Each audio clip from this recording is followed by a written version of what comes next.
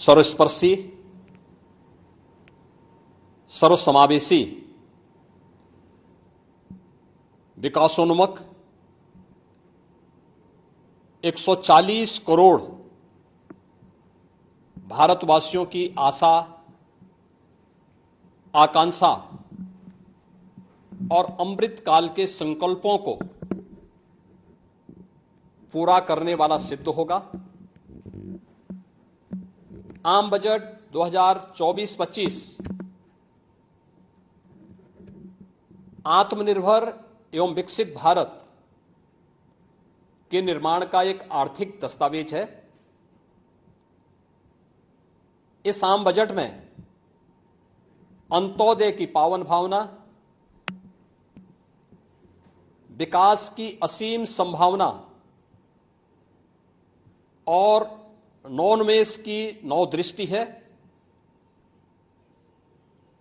इस आम बजट में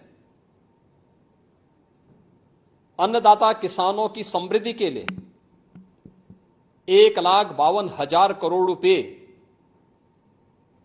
कृषि और सहायक सेक्टर के लिए, महिला सशक्तिकरण के लिए 3 लाख करोड़ रुपए से अधिक का प्रावधान किया गया है। स्वाभाविक रूप से आधी आबादी, देश के सबसे बड़े राज्य उत्तर प्रदेश की आधी आबादी इससे सर्वाधिक लाभान्वित होने वाली है, और खासतौर पर तब जब उत्तर प्रदेश 2020 से ही मिशन शक्ति के कार्यक्रम को प्रभावी ढंग से यहां पर जमीनी धरातल पर उतार रहा है। सर्वाधिक अन्नदाता किसान उत्तर प्रदेश के अंदर निवास कर रहा है। उन अन्नदाता किसानों की समृद्धि में आज संसद में प्रस्तुत आम बजट बड़ी भूमिका का निर्वहन करने वाला है। युवाओं के लिए लाखों नौकरियों के साथ साथ मध्यम वर्गीय परिवार के लिए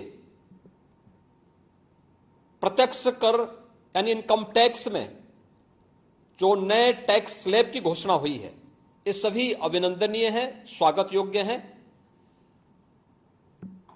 इस पूरे बजट को अगर मैं कह सकता हूं कि यह बजट भारत को $5 ट्रिलियन की इकोनॉमी में बदलने के संकल्प के साथ ही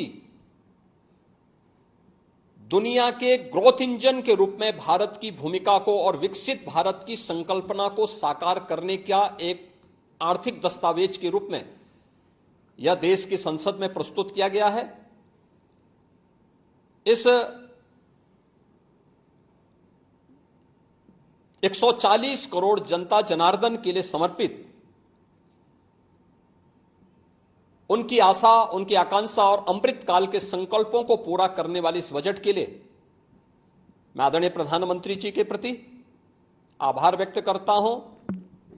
माननीय केंद्रीय वित्त मंत्री माननीय श्रीमती निर्मला सीतारमण जी को और उनकी पूरी टीम का मैं अभिनंदन करता हूं।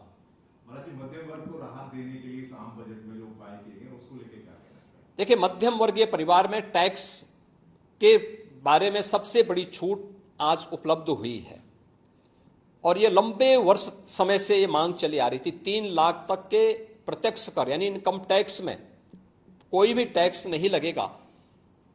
इसके साथ साथ अन्य जो स्लैब भी दिए गए हैं वे काफी राहत भरे हैं। अलग अलग सेक्टर के लिए जो प्रावधान किए गए हैं, गांव के लिए, गरीब के लिए, किसान के लिए, नौजवान के लिए, एमएसएमई सेक्टर के लिए, ये लाखों नौकरियों को क्रिएट इससे होगा। इंडस्ट्री के लिए जो प्रावधान किए गए हैं, मुझे लगता है ये सभी स्वागत योग्य हैं। और नौजवानों के लिए, समाज के हर तबके के लिए, महिला सशक्तिकरण के लिए, अन्नदाता किसानों के लिए, सभी तबके के लिए जो कुछ भी प्रावधान इसमें किया गया है, मैं कह सकता हूं कि यह राम राज्य की अवधारणा को साकार करने वाला एक सर्वस्पर्शी, सर्वसमावेशी और विकासोन्मुख बजट के रूप में यह मोदी 3 का यह पहला बजट जाना जाएगा।